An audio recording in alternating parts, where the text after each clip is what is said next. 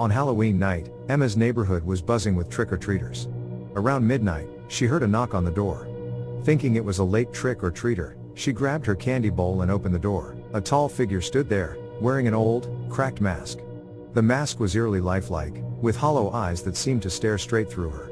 "Trick or treat," he whispered, his voice barely audible. She handed him candy, but he just silent and unmoving. Nervously, Emma shut the door. The knocking started again, louder this time. When she opened it, the man was gone.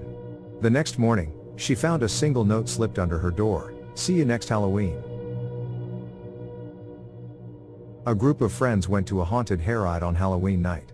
The ride was supposed to take them through a spooky forest, with actors dressed as ghosts and monsters jumping out to scare them. But as they traveled deeper into the woods, the actors' costumes began to look disturbingly real. One of the friends noticed a figure in an old-fashioned dress, with hollow eyes and an unnaturally pale face. She moved slowly and deliberately, unlike the other actors. They brushed it off as part of the show, until one of the actors whispered, "She isn't with us."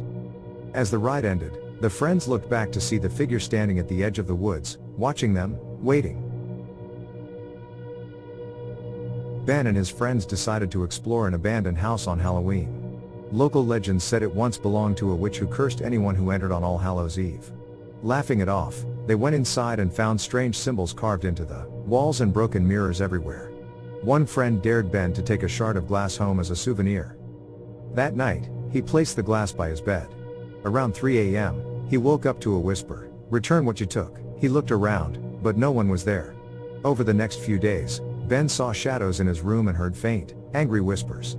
Terrified, he rushed back to the house and returned the shard. As he left, he heard a chilling voice in the wind, "Never come back." Sarah and her friends went to a Halloween corn maze. They split up to make it more thrilling. As she wandered alone, she heard footsteps behind her. She turned around, but no one was there. Thinking it was her friends trying to scare her, she kept walking. The footsteps continued, getting closer. Then, she saw him, a figure in a scarecrow mask standing still in the distance. She called out, but he didn't respond. She turned to run, but he was suddenly there, blocking her path, without making a sound. Desperate, she sprinted through the maze and finally found her friends. When they returned to the spot, the scarecrow figure was gone.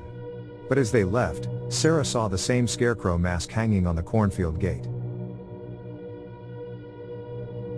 Lily was hosting a Halloween sleepover.